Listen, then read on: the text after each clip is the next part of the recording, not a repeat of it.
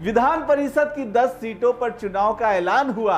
राजनीतिक विश्लेषकों ने गणित बैठाना शुरू किया। सबको लगा एक सीट तो दीपक प्रकाश के लिए तय होगी, लेकिन शनिवार को एनडीए ने अपने सभी 9 उम्मीदवारों की घोषणा कर दी और उस सूची में दीपक प्रकाश का नाम ही नहीं था।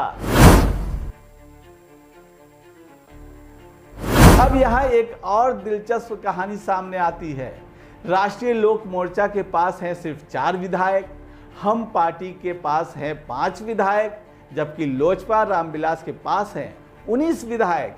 ऐसे में अगर एनडीए किसी सहयोगी दल को सीट देता तो सबसे मजबूत दावा लोजपा रामविलास का बनता था, और हुआ भी यही।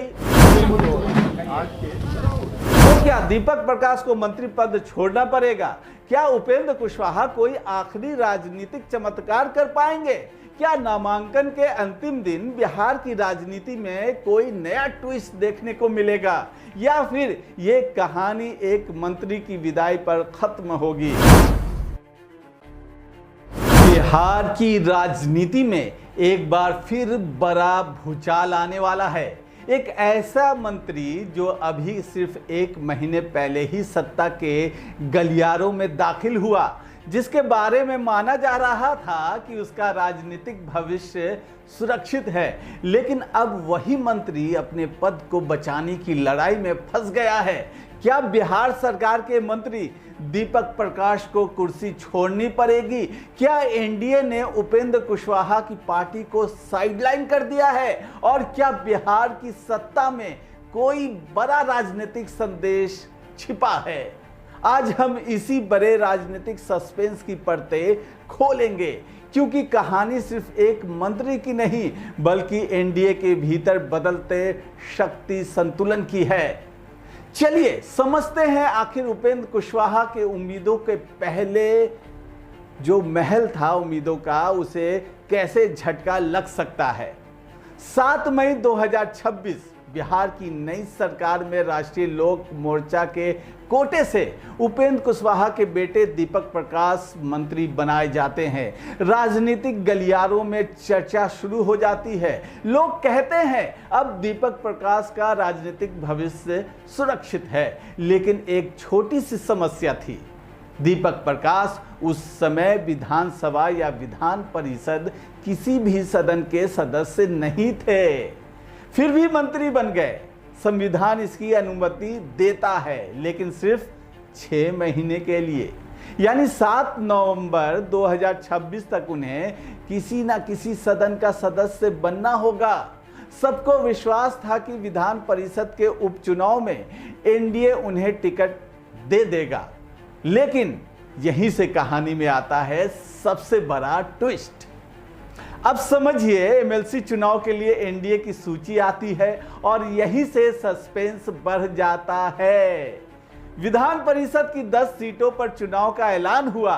राजनीतिक विश्लेषकों ने गणित बैठाना शुरू किया। सबको लगा एक सीट तो दीपक प्रकाश के लिए तय होगी, लेकिन शनिवार को एनडीए ने अपने सभी 9 उम्मीदवारों की घोषणा कर दी और उस सूची में दीपक प्रकाश का नाम ही नहीं था। जी हां, मंत्री हैं लेकिन उम्मीदवार नहीं। नामों की घोषणा होते ही पटना के राजनीतिक गलियारों में एक ही सवाल गूंजने लगा, क्या दीपक प्रकाश की मंत्री कुर्सी अब खतरे में है? क्या उपेंद्र कुशवाहा को एनडीए ने बड़ा झटका दे दिया? क्या ये सिर्फ शुरुआत है? अब समझते हैं आखिर क्यों टिकट नहीं दिया गया। अब जरा राजनीति का गणित समझिए। विधानसभा कोटे से विधान परिषद की 10 सीटों पर चुनाव हो रहा है। इनमें 9 सीटों पर एनडीए की जीत लगभग तय है, लेकिन समस्या संख्या बल की है। एक उम्मीदवार को जीतने के लिए चाहिए 25 विधायकों का समर्थन। एनडीए के पास कुल 201 विधायक हैं, मतलब 8 उम्मीदवार आराम से जीत जाएंगे, लेकिन 9वें उम्मीदवार के लिए सिर्फ एक अतिरिक्त वोट बचता है। दूसरी तरफ विपक्ष के पास भी एक सीट जीतने के लायक संख्या मौजूद है। ऐसे में एनडीए अतिरिक्त उम्मीदवार उतारकर जोखिम नहीं लेना चाहता। यानी गणित ने राजनीति को मात दे दी और इसी गणित में फंस गए दीपक प्रकाश। अब इस कहानी में क्या सबसे बड़ी बाधा क्या है जानते हैं, वो है लोजपा रामविलास, जो उपेंद्र कुशवाहा के लिए सबसे बड़ी बाधा बन गई है। अब यहाँ एक और दिलचस्प कहानी सामने आती है। राष्ट्रीय लोक मोर्चा के पास हैं सिर्फ 4 विधायक, हम पार्टी के पास हैं 5 विधायक, जबकि लोजपा रामविलास के पास हैं 19 विधायक। ऐसे में अगर एनडीए किसी सहयोगी दल को सीट देता तो सबसे मजबूत दावा लोजपा रामविलास का बनता था, और हुआ भी यही। लोजपा रामविलास ने अपना उम्मीदवार उतार दिया। इसके बाद रलोमों के लिए जगह लगभग खत्म हो गई, यानी दीपक प्रकाश की राह में सबसे बड़े दीवार बन गई संख्या की राजनीति। लेकिन कहानी में अभी ट्विस्ट बाकी है, क्योंकि उपेंद्र कुशवाहा की उम्मीद अभी भी बाकी है। राजनीति में आखिरी मिनट तक कुछ भी संभव है, और यही उम्मीद अभी उपेंद्र कुशवाहा को भी है। जब पत्रकारों ने उनसे सवाल पूछा तो उन्होंने सीधे हार नहीं मानी। उन्होंने कहा, हम एनडीए नेताओं के संपर्क में हैं, अभी नामांकन का समय बचा है, प्रतीक्षा कीजिए। बस यही बयान अब पूरे राजनीतिक गलियारों में चर्चा का विषय बन गया है। क्या पर्दे के पीछे कोई नया फॉर्मूला तैयार हो रहा है?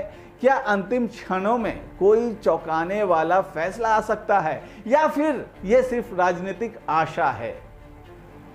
अब जरा नजर डालते हैं कि संविधान क्या कहता है। और सबसे महत्वपूर्ण सवाल, क्या दीपक प्रकाश मंत्री बने रह सकते हैं? संवैधानिक व्यवस्था साफ कहती है, कोई व्यक्ति बिना विधायक या विधान पार्षद बने मंत्री तो बन सकता है, लेकिन सिर्फ 6 महीने तक।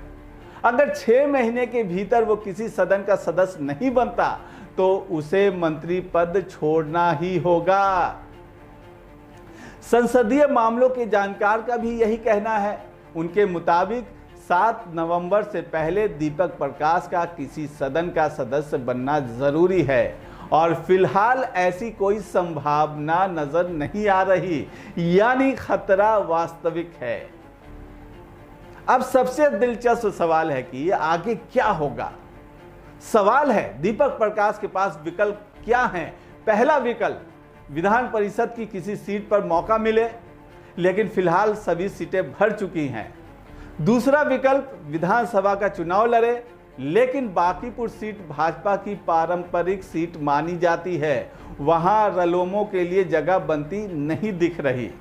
तीसरा विकल्प, राज्यपाल मनोनयन वाली सीट, लेकिन वहां भी चुनाव अगले साल होने हैं, यानी निकट भविष्य में कोई आसान रास्ता दिखाई नहीं देता। अब इस पूरे मामले में बिहार की राजनीति में छिपा है बड़ा संदेश। समझिए, राजनीतिक जानकार इसे सिर्फ एक मंत्री की समस्या नहीं मान रहे। उनका कहना है कि ये एनडीए के भीतर बदलते शक्ति संतुलन का संकेत है। ये संदेश है कि गठबंधन राजनीति में सिर्फ पद नहीं बल्कि संख्या बल मायने रखता है। जिसके पास विधायक ज्यादा, उसकी आवाज ज्यादा मजबूत। और शायद यही वजह है कि इस बार रलोमों की दावेदारी कमजोर पड़ गई है। तो क्या दीपक प्रकाश को मंत्री पद छोड़ना पड़ेगा? क्या उपेंद्र कुशवाहा कोई आखिरी राजनीतिक चमत्कार कर पाएंगे? क्या नामांकन के अंतिम दिन बिहार की राजनीति में कोई नया ट्विस्ट देखने को मिलेगा, या फिर ये कहानी एक मंत्री की विदाई पर खत्म होगी?